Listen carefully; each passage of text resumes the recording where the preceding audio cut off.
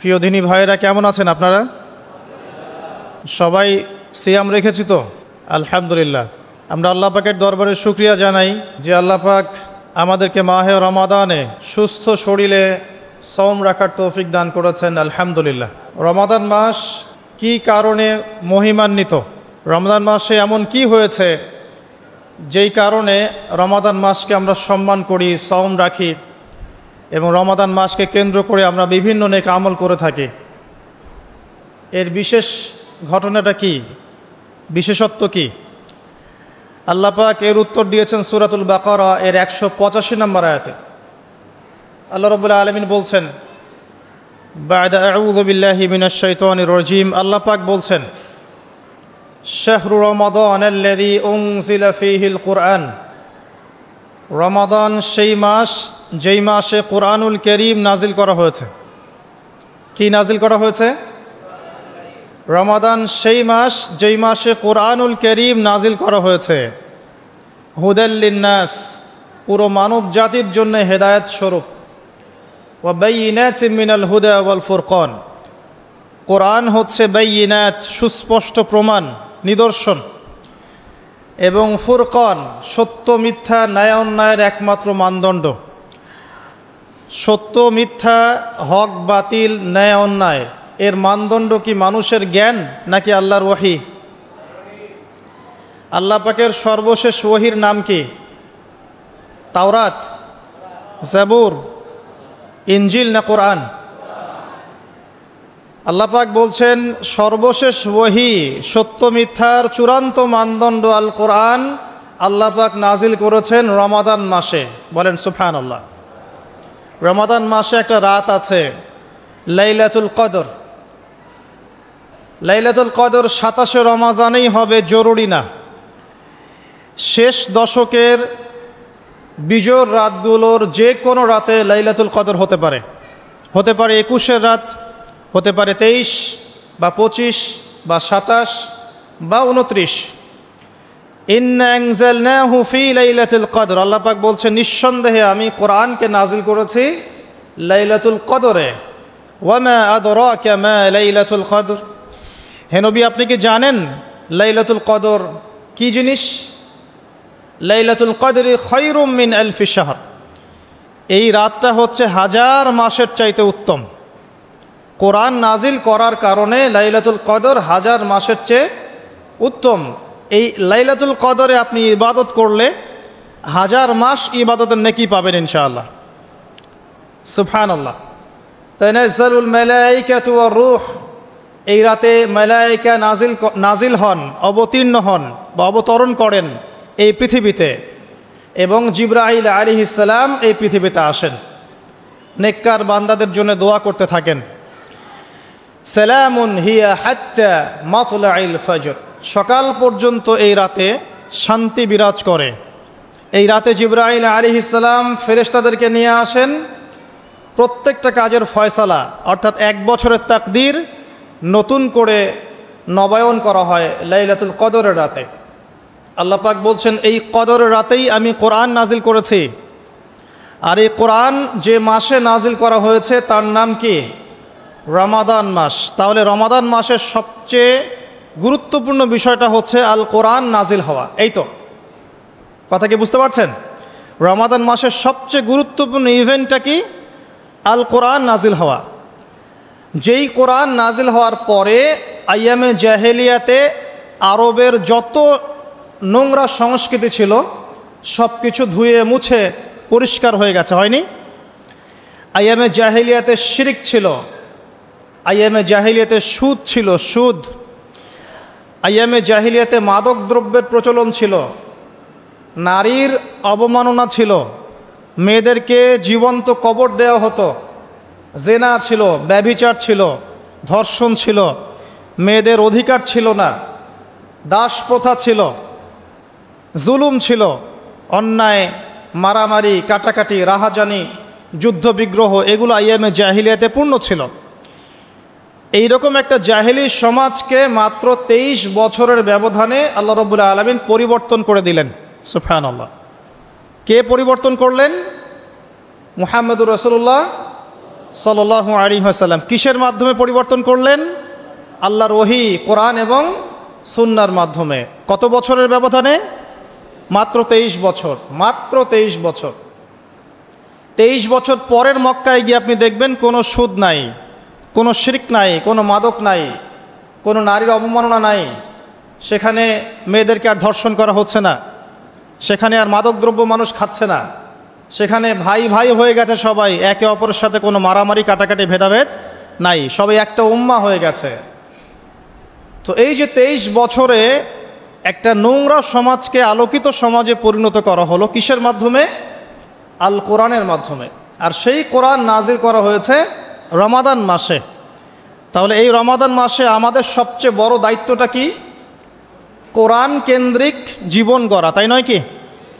কোরআন কেন্দ্রিক জীবন গড়া, কোরআন পড়তে শেখা, কোরআন মানুষকে শেখানো, কোরআনের অর্থটা বোঝা, কোরআনকে নিয়ে গবেষণা করা, কোরআনের দাওয়াত মানুষকে দেয়া এবং কোরআনের যে বিধান এটা বাস্তবায়নের চেষ্টা করা। এই তো কোরআন কেন্দ্রিক কাজ, তো এইগুলোই। নবী সাল্লাল্লাহু আলাইহি ওয়াসাল্লাম এবং সাহাবায়ে কেরাম 23 বছর ধরে এই কাজগুলো করেছিলেন বলেই আইএমএ জাহেলিয়াত একটা আলোকিত সমাজে পরিণত হয়েছে। আমার কথা কি বুঝতে পারছেন? আলহামদুলিল্লাহ। এখন আসেন খুব সরল কথা বলি যে আমরা যারা মুসলিম আছি, কোরআন কেন্দ্রিক আমাদের কি কাজ করা উচিত, এই রমাদান মাসে আমরা কি করতে পারি, এবং রমজান মাস থেকে শিক্ষা নিয়ে সারা বছর এটাকে ধরে রাখতে পারি কিভাবে, এটাই মূল কথা। অনেক বেশি কথার প্রয়োজন নাই, মূল কথা কিন্তু অল্প। রমাদান মাসে আমাদের প্রথম দায়িত্ব হচ্ছে আল কোরআন পড়তে শেখা। আমরা কারা কারা কোরআন পড়তে জানি? হাত উঁচু করি একটু। মাশাআল্লাহ, বেশিরভাগ মানুষই কোরআন পড়তে জানেন, আলহামদুলিল্লাহ। জাযাকুমুল্লাহ খায়রান, আল্লাহ পাক আপনাদেরকে বারাকাত দান করুন, দোয়া করি। প্রথম কাজ কোরআন পড়তে শেখা। পড়তে জানেন, আলহামদুলিল্লাহ। তবে আমি কিছু কথা বলি যেগুলো শুনলে হয়তো আপনার কাছে মনে হবে যে আরও ভালো করে পড়া শেখা উচিত। পড়তে শেখা খুব গুরুত্বপূর্ণ একটা কাজ, কিন্তু যেমন তেমন করে পড়তে শিখলে হবে না, মদ মাখরাজ তাজবিদের সাথে পড়তে হবে। যেমন একটা অক্ষর আছে কফ, বড় কফ, যেমন কফ দিয়ে একটা শব্দ আছে কুল। আপনারা সূরায় পড়ছেন নামাজে, কুল হু আল্লাহু আহাদ, তাই পড়ছেন না? তো এই কুল শব্দের অর্থ হচ্ছে বলুন। কিন্তু আপনি যদি কফ এর মাখরাজটা ভুল করেন এবং কফ না বলে আপনি ছোট কাফ পড়েন এবং কুল না পড়ে আপনি কুল পড়েন, বলেন যে কুল হু আল্লাহু আহাদ, তাহলে অর্থটা পরিবর্তন হবে। অর্থ দাঁড়াবে খাও আল্লাহ এক এবং অদ্বিতীয়। আমি কি বুঝাতে পারছি?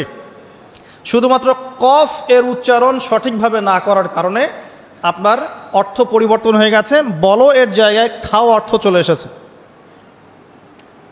আপনি পড়ছেন আল্লাহু আকবার, আলহামদুলিল্লাহি রাব্বিল আলামিন, এই তো আপনি পড়ছেন আলহামদুলিল্লাহ। শব্দটা কি? আলহামদুলিল্লাহ। এই হা এর মাখরাজ কোথায়? হা এর মাখরাজ কোথায় বলেন একজন? কণ্ঠনালীর মাঝখান থেকে। এখান থেকে আপনি উচ্চারণ করছেন আলহামদুলিল্লাহি রাব্বিল আলামিন। অর্থ দাঁড়াচ্ছে সমস্ত প্রশংসা জগৎসমূহের রব আল্লাহর জন্যে, ঠিক আছে?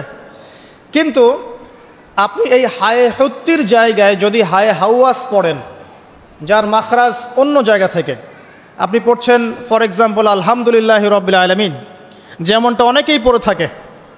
কেমন আছেন? আলহামদুলিল্লাহ ভালো আছে, তাই না? কেমন আছেন? আলহামদুলিল্লাহ ভালো আছে।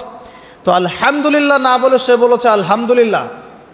তো যে হায়ের উচ্চারণ পরিবর্তন হয়ে গেছে, এই কারণে অর্থ পরিবর্তন হয়ে দাঁড়াবে যে সমস্ত নিন্দা আল্লাহর জন্যে, যিনি জগৎসমূহের রব। আমার কথা কি বুঝতে পারছেন? শুধু হা এর মাখরাজ ভুল হওয়ার কারণে এই সমস্যা হলো। তাই যারা পড়তে শিখেছি আরও ভালো করে পড়তে শিখি, মদের সাথে, মাখরাজের সাথে, তাজবিদের সাথে সমস্ত নিয়মকানুনগুলো আবার চর্চা করি, যাতে আপনার তিলাওয়াতটা 100% বিশুদ্ধ হয়। আল্লাহ পাক তৌফিক দান করুন। ফর এক্সাম্পল একটা উদাহরণ দিচ্ছি, আলিফ লাম মিম, সূরা বাকারার প্রথমে আছে না আলিফ লাম মিম? এই আলিফ লাম মিমের অর্থ আছে, কিন্তু আল্লাহ ছাড়া এই অর্থ কেউ জানেন না। এর অর্থ আমরা করতে পারবো না, কিন্তু অর্থ আছে। যালিকাল কিতাব লা রাইবা ফিহ, এটা এমন একটা কিতাব যে কিতাবের মধ্যে কোনো সন্দেহ নাই, কোনো সন্দেহ নাই। এই যে নাই, এর অর্থটা হচ্ছে লা মানে নাই, লা রাইবা কোনো সন্দেহ নাই। রাইব মানে সন্দেহ, লা মানে না, লা রাইবা কোনো সন্দেহ নাই, ফিহি এর মধ্যে মানে এই কিতাবের মধ্যে। এখানে লায়ের উপর কি মদ আছে? লায়ের উপরে কি মদ আছে না? লাকে টানতে হবে না? কি বলেন? লাকে টানতে হবে না? লাকে টানতে হবে, লা রাইবা ফি, লাকে টানতে হবে। এই যে বলি আমরা লা ইলাহা, লাই টান নাই? লা ইলাহা, লাই টান আছে না? আছে। ইল্লাল্লাহ, কোনো ইলাহ নেই আল্লাহ ছাড়া। তো এই যে আপনি পড়ছেন লা রাইবা ফি, ঠিক আছে, কিন্তু আপনি যদি মদটাকে ভুল করেন এবং আপনি পড়েন যালিকাল কিতাব লা রাইবা ফি, লায়ে কি করেন নাই? মদ করেন নাই, লাই আপনি টানেন নাই, কিন্তু পড়েছেন যালিকাল কিতাব লা রাইবা ফি। অর্থ কি হবে?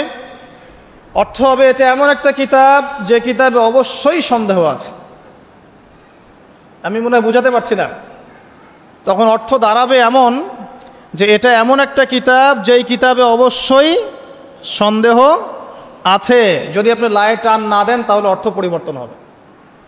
আপনি পড়ছেন কুল ইয়া আইয়ুহাল কাফিরুন, বলুন হে কাফেররা, লা আ'বুদু, আমি ইবাদত করি না, মা তা'বুদুন, যার ইবাদত তোমরা করো বা তোমরা করছো।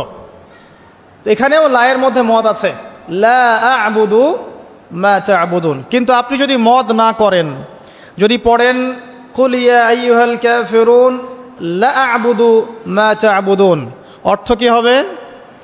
বলুন হে কাফেররা, বলুন হে নবী হে কাফেররা, আমি অবশ্যই তার ইবাদত করি যার ইবাদত তোমরা করো। নাউযুবিল্লাহ। আমি কি বুঝাতে পারছি ভাই? অক্ষরের পরিবর্তনের কারণে, উচ্চারণের পার্থক্যের কারণে, টান কম বেশি হওয়ার কারণে কোরআনের অর্থ ঈমান থেকে কুফরির দিকে যেতে পারে। কথা কি বুঝতে পারছেন? অতএব যারা কোরআন তেলাওয়াত করা শিখেছেন আবারও শেখেন, শেখার কোনো শেষ নাই। যদি এখন আমি কোরআন তেলাওয়াত আপনাদেরকে ধরি, দেখা যাবে অনেকের তেলাওয়াত ভুল পাওয়া যাবে, পাওয়া যাবে না? অতএব এই রমজান মাসটাকে কাজে লাগান, রমজান মাসে কোরআন তেলাওয়াত করা শেখেন। ইমাম সাহেবের কাছে শেখেন, মুয়াজ্জিন সাহেবের কাছে শেখেন, আলেমের কাছে আসেন, মাদ্রাসায় যান। যদি এগুলো সুযোগ না থাকে, অনলাইনে অনেক কোর্স করানো হচ্ছে, অনলাইনে কোর্স করেন। সবচেয়ে ভালো হয় মাদ্রাসায় গিয়ে পড়লে। যদি মাদ্রাসায় পড়তে না পারেন, অনলাইন অফলাইনে কোর্সের মাধ্যমে শিখেন। আপনাকে শিখতে হবে, যে কোনো নিয়মে হোক শিখতে হবে। নুরানি পদ্ধতি বলেন, বৈজ্ঞানিক পদ্ধতি বলেন, যে নিয়মেই বলেন, আপনাকে বিশুদ্ধ করে শিখতে হবে। এবার শিখে ফেললে আপনি কি পাবেন? খুব সংক্ষেপে বলছি। শিখে ফেললে আপনি কোরআন তেলাওয়াত করবেন নিয়মিত। আমি পরামর্শ দেই, প্রত্যেক দিন এক পারা করে পড়েন। প্রত্যেক দিন এক পারা, তাহলে 30 দিন 30 পারা পড়া হবে। প্রত্যেক মাসে একটা করে খতম দিতে পারবেন, আপনি বছরে 12টা খতম দিতে পারবেন। যদি আপনি বিশুদ্ধ করে তেলাওয়াত করতে শেখেন, তাহলে রাসূল সাল্লাল্লাহু আলাইহি ওয়াসাল্লামের কিছু হাদিস আপনার জন্যে। নবী সাল্লাল্লাহু আলাইহি ওয়াসাল্লাম বলেছেন, ইকরাউল কোরআন, তোমরা বিশুদ্ধ করে কোরআন তেলাওয়াত করো। ফাইন্নাহু ইয়াতি ইয়াউমাল কিয়ামাহ শাফিআন লিআসহাবিহি, কারণ কিয়ামতের দিন কোরআন তার পাঠকের পক্ষে সুপারিশ করবে। সুবহানাল্লাহ। তিনি বলছেন সূরা বাকারা এবং সূরা আলে ইমরান সুপারিশ করবে, ওই পাঠকের উপরে ছায়া প্রদান করবে। কিয়ামতের মাঠে কোনো ছায়া থাকবে? আল্লাহর আরশের ছায়া থাকবে, কোরআন আপনাকে ছায়া দিবে। সূরা আলে ইমরান, সূরা বাকারা আপনাকে ছায়া দিবে।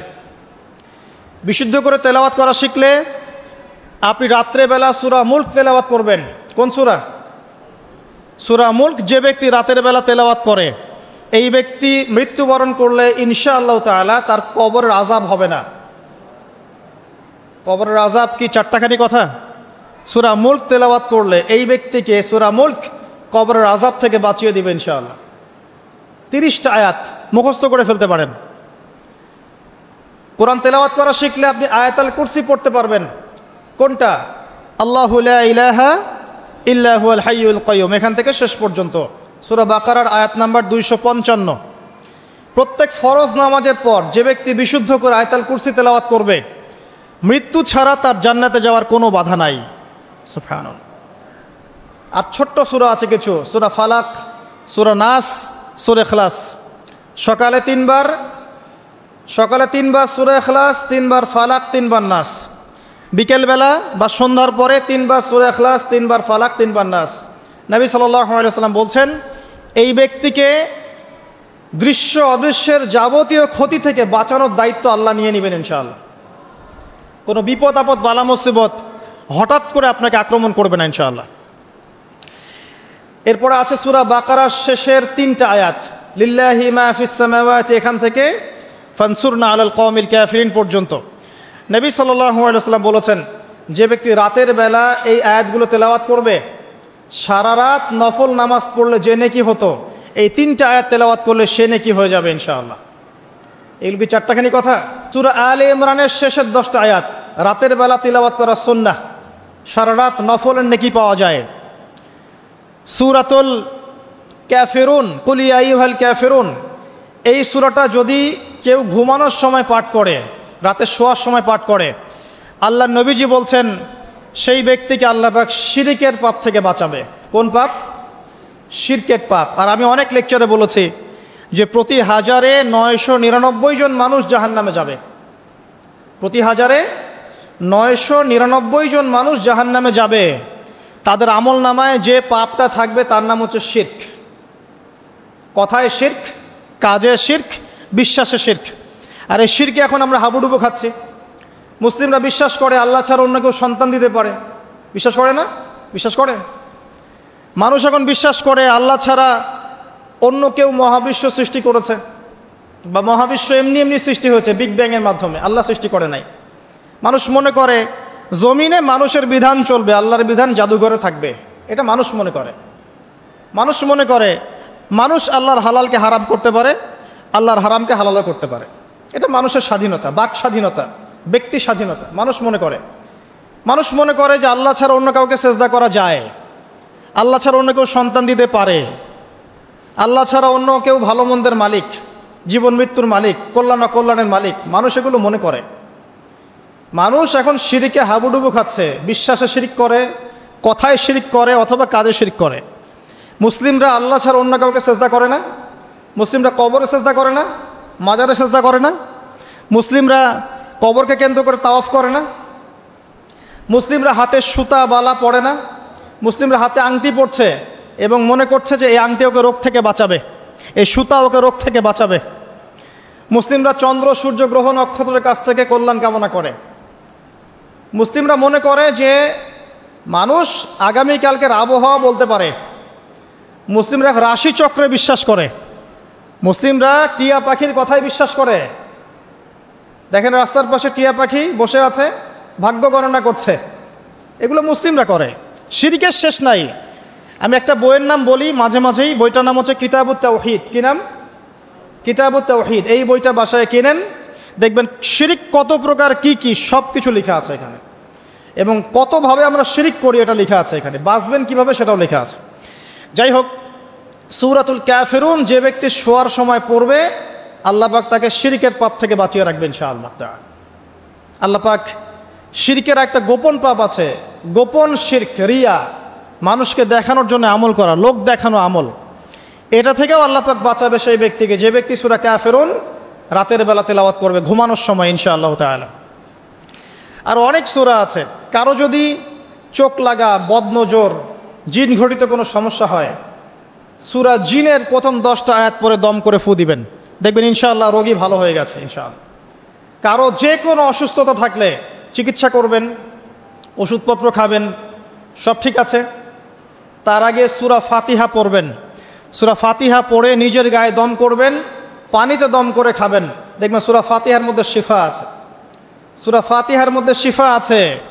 এই সূরা আরেকটা নাম হচ্ছে আয়াতুশ শিফা। এই সূরার মধ্যে শিফা আছে, আরোগ্য আছে, আর অনেক আয়াত আছে, এগুলো বলতে গেলে সময় শেষ হয়ে যাবে। তো প্রথম যে কাজ আমাদের, সেটা হলো আল কোরআনকে বিশুদ্ধ করে পড়তে শেখা। আমার কথা কি বুঝতে পারছেন?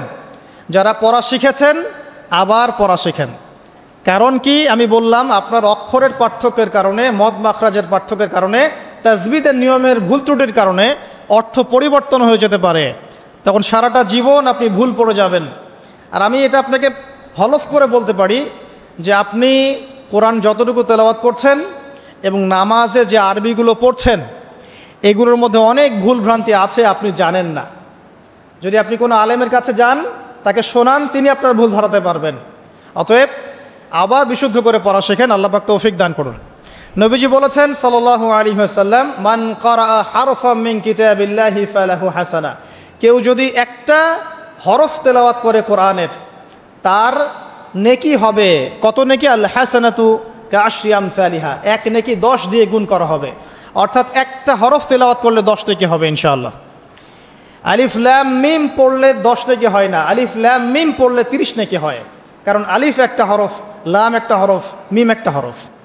আপনি কি জানেন কোরআনে কতগুলো হরফ আছে?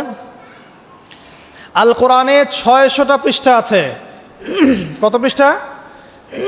একটা হাফেজি কোরআনে 600 পৃষ্ঠা থাকে। প্রত্যেক 20 পৃষ্ঠায় একটা করে পারা শেষ হয়। প্রত্যেকটা পৃষ্ঠার মধ্যে 15টা করে লাইন থাকে। কয়টা লাইন থাকে? 15টা লাইন থাকে। প্রত্যেকটা লাইনের মধ্যে 9টা করে গড়ে শব্দ থাকে। গড়ে 9টা করে শব্দ থাকে। এক পৃষ্ঠায় দেখবেন 134 বা 135টা শব্দ থাকবে। এখন 600কে আপনি 135 দিয়ে গুণ করলে দেখবেন আল কোরআনে 77,800টা শব্দ আছে। 77,800টা শব্দ আছে, মানে প্রায় 78,000 শব্দ আছে। এটা হলো শব্দের কথা বললাম। এই শব্দগুলো সব নতুন শব্দ নয়, এগুলো বের হয়েছে মাত্র 4 থেকে 4,500 শব্দ থেকে। মাত্র 4 থেকে 4,500 শব্দ থেকে। এই শব্দগুলো আবার 3 ভাগে ভাগ করা যায়। এক ভাগ হচ্ছে নাউন্স। নাউন্স তো বোঝেন, বিশেষ্য, যেগুলোকে আমরা ইসম বলি। যেমন আল্লাহ, মুহাম্মদ, জিবরিল, মিকাল, ইব্রাহিম, ইসমাইল, এগুলো নাউন মানে বিশেষ্য। একগুলো আছে ফেল বা ক্রিয়াপদ, যেমন না'বুদু, নাস্তাইন, নাতরুকু, ইয়ামালুন, ইয়াফআলুন ইত্যাদি। অনেকগুলো আছে ফেল মানে ক্রিয়া। এই ফেলগুলোই মূল জিনিস, এগুলো ভার্বস। এগুলো 2 ভাগে ভাগ করা যায়, ফেলে মাজি এবং ফেলে মুদারে, অতীতকাল এবং বর্তমান ভবিষ্যৎকাল। আরেকগুলো আছে হরফ বা অব্যয়। এগুলোকে আমরা ইংরেজিতে বলি প্রোনাউন্স বা প্রিপোজিশন বা কনজাংশন, ইন্টারজেকশন। এগুলো সব কিছু মিলেই হরফ। এই অল্প কিছু শব্দ থেকে কোরআনের 78,000 শব্দ বের হয়েছে। কোরআনের যদি কেউ 400 থেকে 500টা মাজদার জানে, মাত্র 400 থেকে 500টা মাজদার, ইনশাআল্লাহ তাআলা সে কোরআনের 70% অনুবাদ করতে পারবে ইনশাআল্লাহ। কথা কি বুঝতে পারছেন? হয়তো কিছু বুঝতে পারছেন না। মাত্র 400 থেকে 500টা মাজদার, মূল ওয়ার্ড, রুট ওয়ার্ড কেউ যদি জানে, এবং এই একটা শব্দ থেকে অনেকগুলো শব্দ তৈরি করার ট্রান্সফরমেশন পদ্ধতি আছে, একটা আরবি ব্যাকরণ একটা পদ্ধতি আছে, যে একটা শব্দ থেকে আপনি অনেকগুলো শব্দ তৈরি করতে পারবেন। আরবিতে এরকম পদ্ধতি আছে। এই পদ্ধতিটা যদি সে জানে এবং এই সিনোনিমসগুলো, ভোকাবুলারিগুলো মনে রাখতে পারে, মাজদারগুলো মনে রাখতে পারে, ইসিমগুলো মনে রাখতে পারে, হরফের ব্যবহারগুলো জানে, সে ইনশাআল্লাহ তাআলা অল্প সময়ের মধ্যে 70% কোরআনের অনুবাদ করতে পারবে ইনশাআল্লাহ।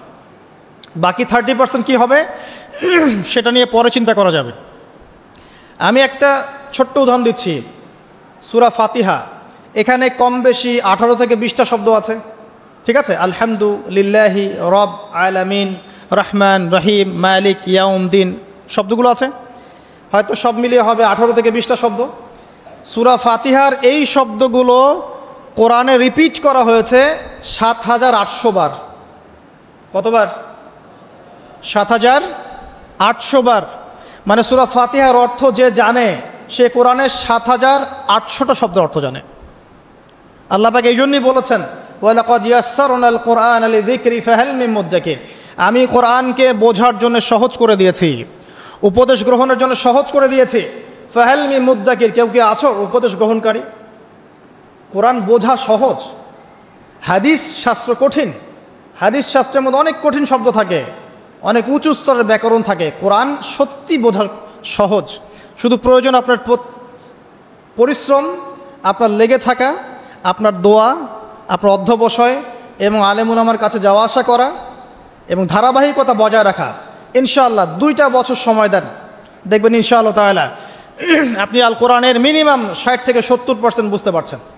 আমি কিন্তু বলছি না যে আপনি মুফতি হয়ে যাবেন, মুহাদ্দিস হয়ে যাবেন, মুফাসসির হয়ে যাবেন, এটা বলছি না। কিন্তু আপনি কেউ কোরআন তেলাওয়াত করলে আপনি তার অর্থটা বুঝতে পারবেন। আসুন কোরআনকে সময় দিন। রমাদান মাসে প্রথমে তেলাওয়াত করা শিখুন, প্রত্যেক হরফে 10টা করে নেকি পাবেন। এই যে বললাম ৭৮,০০০ শব্দ, তাহলে অক্ষর কত লাখ আছে আপনি চিন্তা করেন। এখন বিশুদ্ধ করে তেলাওয়াত করা শিখলে যদি আপনি রমাদান মাসে 1 খতম দেন কোরআন, এমনিই তো খতম দিলে আপনার প্রত্যেক হরফে 10 নেকি হবে, আর রমাদান মাসে খতম দিলে 70 থেকে 700 গুণ বাড়িয়ে দেওয়া হবে। তাহলে একটা খতম দিলে আপনার আমল নামায় কত কোটি নেকি লেখা হবে, এটা আপনি চিন্তা করেন। তাই রমাজানে যারা কোরআনকে সময় দিতে পারেনি এখনও, আমি বলবো তাদের চেয়ে হতভাগা আর কেউ নাই। এখন তাদের চেয়ে হতভাগা মানুষ এই পৃথিবীতে কেউ নাই। আর তার জন্য আফসোস, যে ব্যক্তির বয়স হয়ে গেছে, বার্ধক্যে চলে গেছে, কিন্তু কোরআন বিশুদ্ধ করে তেলাওয়াত করার সৌভাগ্য হয়ে ওঠে নাই। আল্লাহ পাক আমাদের সবাইকে কোরআন তেলাওয়াত করার তৌফিক দান করুন, আমিন।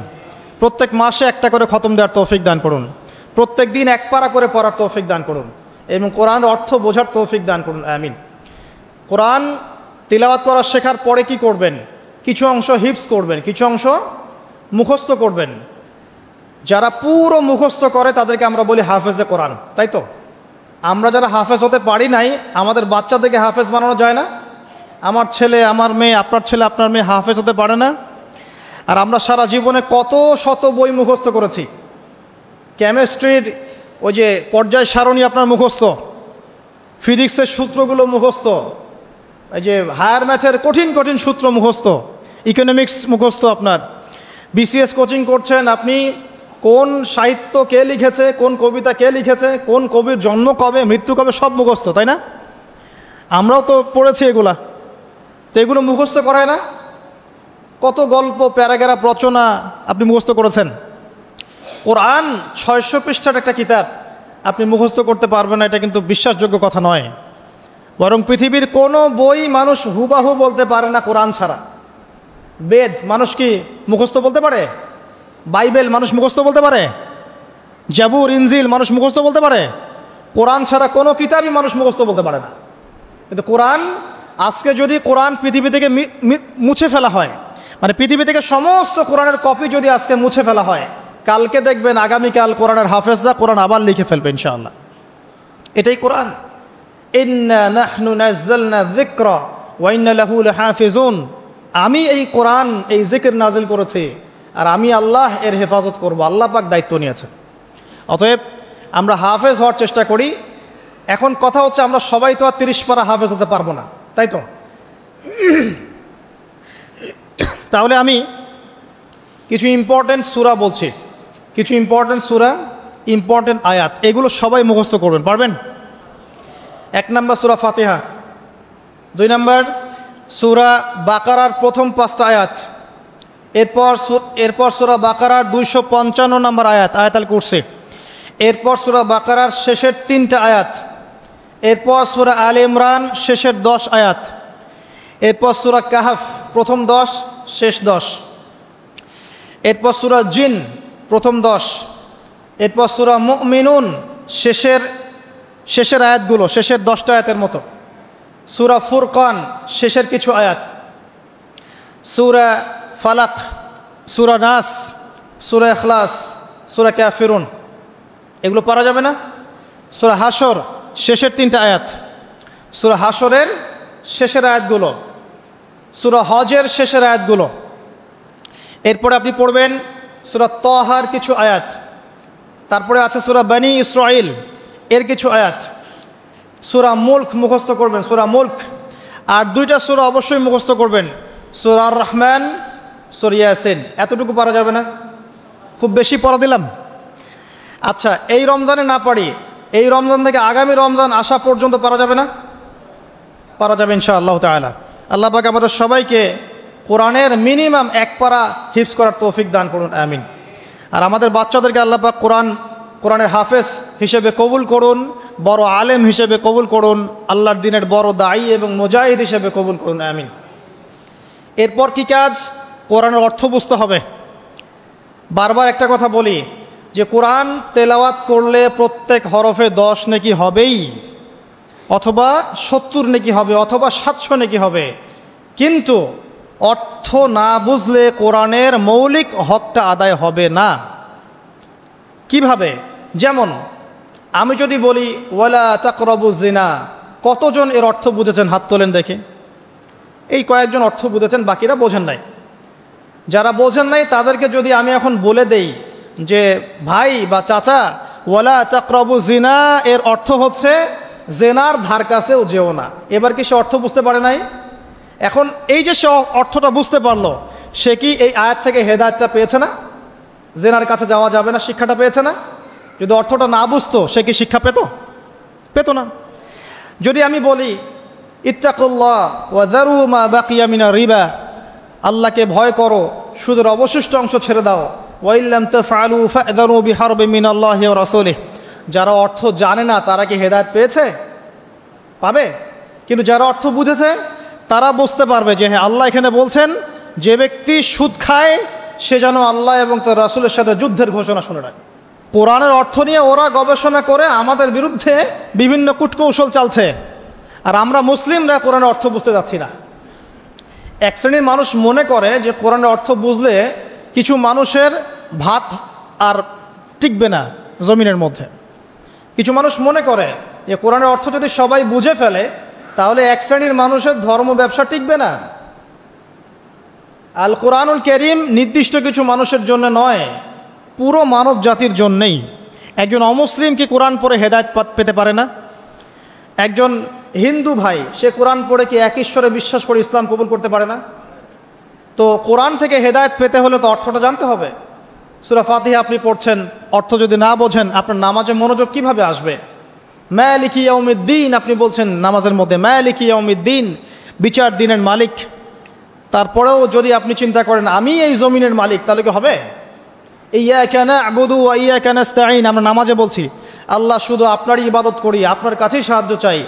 এই ব্যক্তি কি মসজিদ থেকে বের হয়ে কবরে সেজদা করতে পারবে? সে তো নামাজে বলেছে আমি শুধু আপনারই ইবাদত করি, আপনার কাছেই সাহায্য চাই। অতএব অর্থ জানার দরকার আছে না?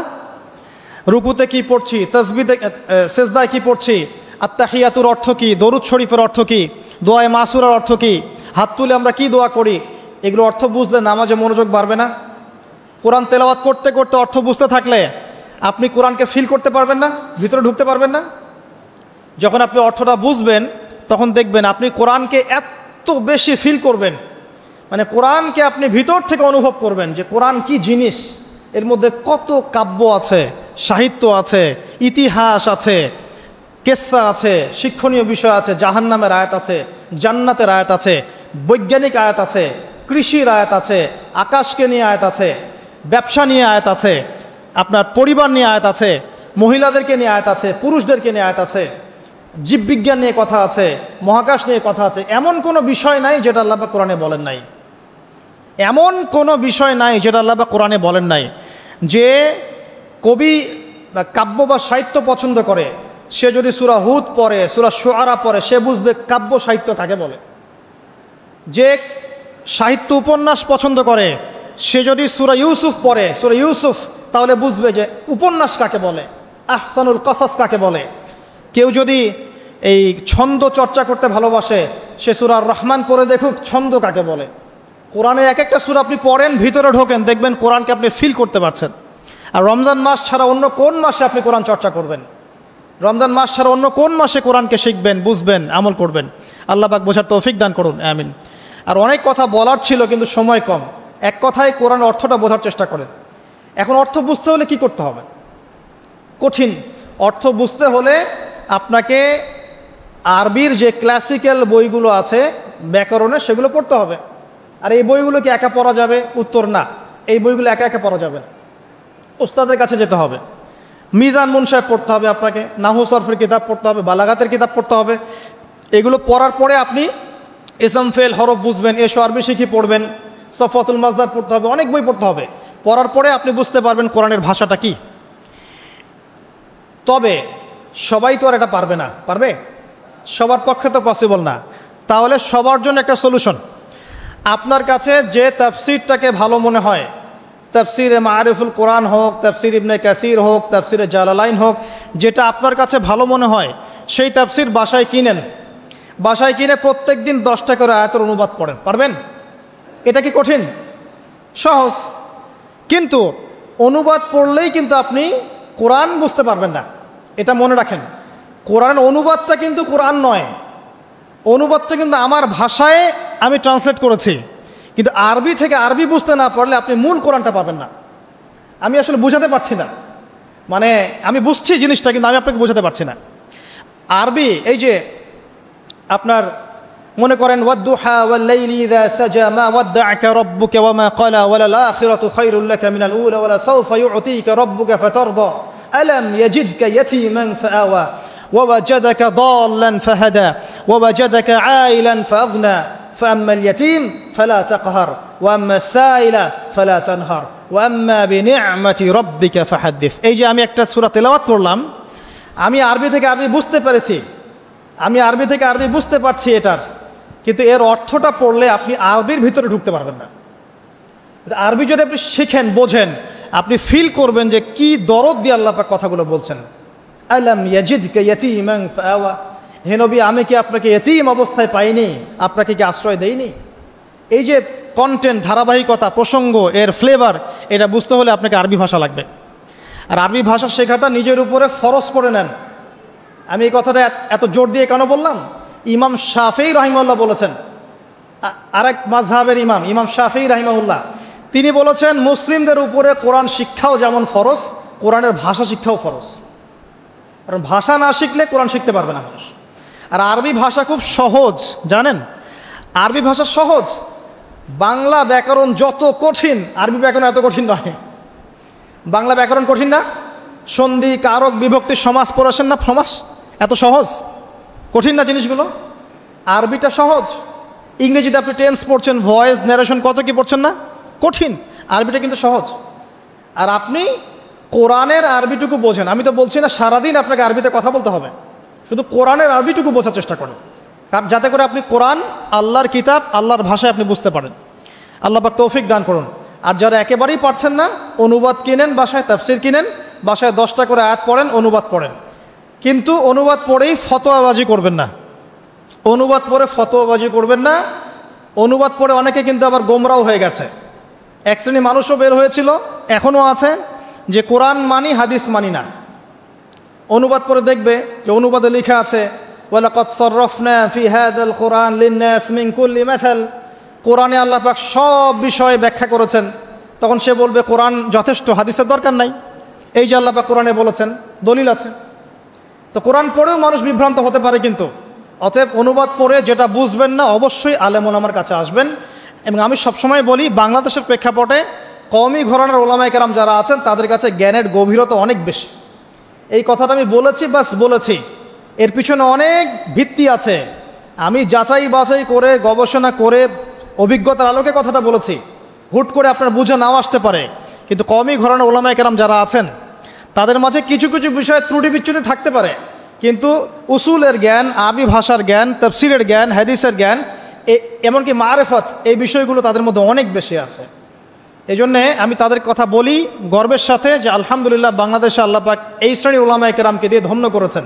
তাদের কাছে যান, তাদের কাছে গিয়ে পড়াশোনা শেখেন, সোহবতে যান, যেটা বুঝবেন না আপনি জিজ্ঞাসা করবেন, নিজে ফতোয়া দেওয়ার চেষ্টা করবেন না।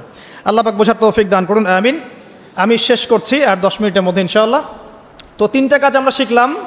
রমজান মাস কোরআন নাজিলের মাস, এই মাসে কোরআন শিখতে হবে। 1 নাম্বার, যারা তেলাওয়াত করতে জানি না অবশ্যই তেলাওয়াত করা শিখব, যারা জানি আবারও শিখবো ইনশাআল্লাহ। 2 নাম্বার, আমাদেরকে অবশ্যই কিছু অংশ মুখস্থ করতে হবে। যদি পুরো অংশ মুখস্থ করতে নাও পারি, কিছু কিছু সূরা আয়াত বলেছে এগুলো মুখস্থ করবেন ইনশাআল্লাহ তাআলা। 3 নাম্বার, অবশ্যই কোরআনের অর্থ বোঝার চেষ্টা করবেন, আরবি ভাষা শিখবেন, না পারলে তাফসীর কিনে পড়বেন, উলামায়ে কেরামের কাছে গিয়ে জিজ্ঞাসা করে জেনে নেবেন। সব বিষয়ে নিজে ফতোয়া দিতে যাবেন না। 4 নাম্বার, রমজান মাস শুধু কোরআন শিক্ষা এবং বোঝার মাস নয়, মানুষকে শেখানোরও মাস। যারা কোরআন আমরা জানি, বুঝি, অন্যকে শেখাতে হবে। মসজিদ ভিত্তিক কোরআন শেখানোর ক্লাস চালু করতে হবে, মাদ্রাসা ভিত্তিক চালু করতে হবে, অনলাইনে চালু করতে হবে, অফলাইনে চালু করতে হবে।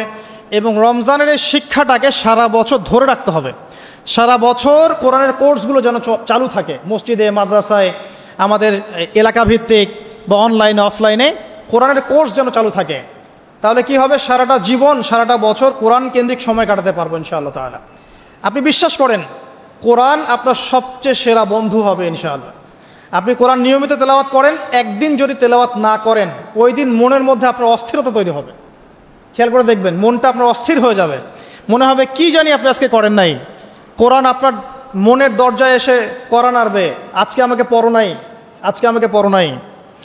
এমনও মানুষ আছে, আমার পরিবারের মধ্যেও আছে আলহামদুলিল্লাহ, যে কোরআন পড়তে বসলে একাধারে 3, 4, 5, 6 পারা পড়ে শেষ করে ফেলবে। এমন আছে, আজকে কয় পারা পড়েছো, আজকে 4 পারা পড়া শেষ আলহামদুলিল্লাহ। যারা পড়ার ভিতরে ঢুকে যায়, পড়ার ভিতরে ঢুকে গেছে, অর্থ বুঝছে, দেখবেন তার খাওয়ার ঠিক নাই, ঘুমের ঠিক নাই, তার পেশাব পায়খানাও ঠিক নাই, সে পড়ছে আর পড়ছে, পড়ছে আর পড়ছে। দেখবেন এই মহব্বত তৈরি হবে তখন যখন আপনি কোরআনটা বুঝবেন, সময় দিবেন। আমরা নিয়াত করি আল্লাহ পাক আমাদের সবাইকে প্রত্যেক দিন কোরআনকে সময় দেওয়ার তৌফিক দান করুন, আমিন। এবং কোরআন তেলাওয়াত করলে যে নেকি হবে, আল্লাহ পাক আপনার প্রতি রহম করবেন, বরকত দিবেন, আপনার জন্য পরকালে কোরআন সুপারিশ করবে। শুধু তাই না, আপনি শারীরিক মানসিকভাবে সুস্থ থাকবেন। কোরআন ওয়ানুনাজ্জিলু মিনাল কোরআন মা হুয়া শিফাউ ওয়া রাহমা, কোরআনের মধ্যে আল্লাহ পাক শিফা এবং রহমত নাজিল করেছেন। কোরআনের শিফা আছে, শিফা আরোগ্য আছে। যারা বেশি বেশি কোরআন তেলাওয়াত করে তারা কম অসুস্থ হয়। এবং আরেকটা কথা বলি, এখন আমাদের দুনিয়ার অনেক চাপ না, মাথায় অনেক প্রেশার নিতে হয় না, পারিবারিক চাপ, অফিসের চাপ, ব্যবসার চাপ নিতে হয় না। যে যত বেশি কোরআন তেলাওয়াত করে তার মাথার চাপ নেওয়ার ক্ষমতা তত বেশি হয়। উসমান রাদিয়াল্লাহু আনহুর বাড়ি ঘেরাও করে রেখেছে এক শ্রেণীর মানুষ, যারা তাকে হত্যা করতে চাচ্ছে, তারাও নাকি মুসলিম। তিনি জানেন যে এখন তারা এসে তাকে হত্যা করবে। শেষ সময় হলে আপনি কি করতেন? কিছু একটা তো করতেন, পালানোর চেষ্টা করতেন, অথবা ওসিয়ত করতেন, বা কিছু একটা করতেন, বা ওদেরকে প্রতিহত করার চেষ্টা করতেন। উসমান রাদিয়াল্লাহু আনহু কোরআন খুলে তেলাওয়াত করতে শুরু করলেন। তেলাওয়াত করতে করতে করতে করতে এই 1 পারা কি 1.5 পারা এই কাছাকাছি এসেছেন, তখন ওরা পিছন থেকে তার দাড়িটা ধরে গলার মধ্যে ছুরি চালিয়ে দিয়েছে। উসমান রাদিয়াল্লাহু আনহু যিন নূরাইন, দুইজন মেয়ের, রাসূল সাল্লাল্লাহু আলাইহি ওয়াসাল্লামের 2 মেয়ের জামাই, জান্নাতের সার্টিফিকেট প্রাপ্ত মানুষ, তাকে মানুষ জবাই করে হত্যা করেছে, তাকে মানুষ জবাই করে হত্যা করেছে। তার গলার থেকে এই রক্তের ফিনকি গিয়ে কোরআনের উপর গিয়ে পড়ল। শেষ আমল ছিল তার কোরআন তেলাওয়াত। মানুষ যখন কোরআনের মধ্যে ডুবে যায় তখন এখানেই শান্তি পায়। আর এখন আমরা শান্তি খুঁজছি মিউজিকের মধ্যে, তাই না? পর্নোগ্রাফির মধ্যে, সিরিয়াল দেখতে, ইউটিউবিং করতে, ফেসবুকিং করতে, আড্ডাবাজি করতে, ক্যারাম খেলতে, জুয়া খেলতে, এগুলোতে শান্তি খুঁজে। এগুলো শান্তি দেয় না, এগুলো সাময়িক বিমোহিত করে, সাময়িক একটা মজা দিবে আপনাকে, শান্তি দিবে না। কোরআনে ডুবে যান, আপনি শান্তি পাবেন, দেখবেন ইনশাআল্লাহ তাআলা। আজকে বাসায় গিয়ে একটা রিকোয়েস্ট আমার, অনেক কিছুই তো বলতে পারি, একটা খালি কথা বলছি। সূরা ইউসুফ নাম শুনেছেন? সূরা ইউসুফটাকে ভালো করে পড়েন, জাস্ট একটা সূরা বলুন, জাস্ট একটা সূরা ইউসুফটাকে আজকে বাসায় গিয়ে প্রথম থেকে শেষ পর্যন্ত পড়েন। দেখেন কি ট্র্যাজেডি, কি ঘটনা। একজন নবী, তার এতগুলো সন্তান, একটা সন্তান অত্যন্ত সুন্দর, তার প্রতি হিংসা করা হয়। তার ভাগ্য দেখবেন, তার ভাগ্য ঘুরছে কিভাবে। একবার নবীর বাড়ি থেকে কুয়ার মধ্যে, কুয়া থেকে বাজারে, বাজার থেকে রাজপ্রাসাদে, রাজপ্রাসাদ থেকে জেলখানায়, জেলখানা থেকে এই যে একদম রাষ্ট্রপ্রধান। কি ভাগ্য ঘুরে ঘুরে আসছে, কি ট্র্যাজেডি। এর বালাগাত, এর ছন্দ, এর উপন্যাসের সাহিত্য আপনি পড়ে দেখেন। আল্লাহ পাক বলেছেন আহসানাল কসাস, দুনিয়াতে সবচেয়ে সেরা গল্প হচ্ছে সূরা ইউসুফ। আজকে পড়ে দেখেন, পড়েন, কোরআন আপনার ভিতর ঢুকে যাবে ইনশাআল্লাহ। আমার এই নসিহত যার যার কাছে পৌঁছে যাবে, তারা যদি আমার কথা শুনে কোরআনের ভিতর ডুবে যান, আমার লেকচার সার্থক আলহামদুলিল্লাহ। এটাই চাচ্ছি, আপনারা কোরআন কেন্দ্রিক সময় দেন। অনেক বড় বড় স্লোগান দিয়ে কোনো লাভ নাই, যে আল্লাহর জমিনে আল্লাহর দিন কায়েম করতে হবে ইত্যাদি ইত্যাদি। যতক্ষণ পর্যন্ত প্রত্যেক ঘরে ঘরে কোরআনওয়ালা মানুষ তৈরি না হবে, যতক্ষণ পর্যন্ত আমরা সবাই কোরআনের হকগুলো আদায় না করব এবং কোরআনের আলোকে জীবন না গড়ছি, ততক্ষণ স্লোগান দিয়ে আইওয়াস শোডাউন করে কোনো লাভ নাই। লাভ আছে? প্রত্যেক ঘরে ঘরে কোরআনওয়ালা মানুষ তৈরি করতে হবে। আমি আমার আলোচনা শেষ করছি, আর কয়েকটা কথা বলে শেষ করছি। সেটা হলো যে এই বিষয়গুলোর পাশাপাশি আমাদেরকে কোরআনের আদেশগুলো মেনে চলার চেষ্টা করতে হবে। শুধু জানবো কিন্তু আমল করব না, এমনটা করলে চলবে না। জানি বুঝি আমলও করতে হবে। কোরআনের আদেশ কেমন? আল্লাহর সাথে শিরিক করা যাবে না, তাওহীদে থাকতে হবে, 5 ওয়াক্ত নামাজ পড়তে হবে, আপনার নিসাব পরিমাণ সম্পদ হলে যাকাত দিতে হবে, রমজান মাসে সওম রাখবেন, সামর্থ্য হলে হজ করবেন, প্রতিবেশীর খোঁজ নেবেন, আত্মীয়তার সম্পর্ক বজায় রাখবেন, পিতামাতার খেদমত করবেন ইত্যাদি। সত্যবাদিতার পরিচয় দিবেন, সবসময় সত্য কথা বলবেন, ন্যায়ের পথে থাকবেন। এই যে কথাগুলো কোরআনে আছে না, এই কথাগুলো কিন্তু আগেকার ধর্মগ্রন্থের মধ্যেও ছিল না? ছিল। তো এগুলো কিন্তু অসাম্প্রদায়িক কথা, এগুলো সাম্প্রদায়িক কোনো কথা নয়। কারণ প্রত্যেক ধর্মগ্রন্থে এই কথাগুলো ছিল। সত্য কথা বলতে হবে, পিতামাতার খেদমত করতে হবে, মানুষের সাথে ভালো আচরণ করতে হবে, সব ধর্মগ্রন্থে ছিল। এগুলো কোরআনেও আল্লাহ পাক আবার নাজিল করেছেন। কি জন্যে? যাতে করে আমরা আমল করতে পারি। আল্লাহ পাক আমাদেরকে আমল করার তৌফিক দান করুন, আমিন। একই সাথে কোরআনের যত নিষেধ আছে এই নিষেধগুলো বর্জন করতে হবে। শুধু আমল করব, নিষেধ ছাড়বো না, এমনটা হবে না। এমনটা করলে হবে? নিষেধও বর্জন করতে হবে। আপনি নামাজ পড়ছেন, আলহামদুলিল্লাহ, সুদটাও ছেড়ে দেন। আপনি যাকাত দিচ্ছেন, আলহামদুলিল্লাহ, ঘুষ নিয়েন না। আপনি হজ করছেন, ওমরা করছেন, মাশাআল্লাহ, আপনি দুর্নীতি করেন না, মাপে কম দিয়েন না, সিন্ডিকেট করেন না, অন্যের সম্পদ আত্মসাৎ করেন না, জনগণের প্রতি জুলুম করেন না। আল্লাহ পাক আপনাকে তৌফিক দান করুন, আমিন।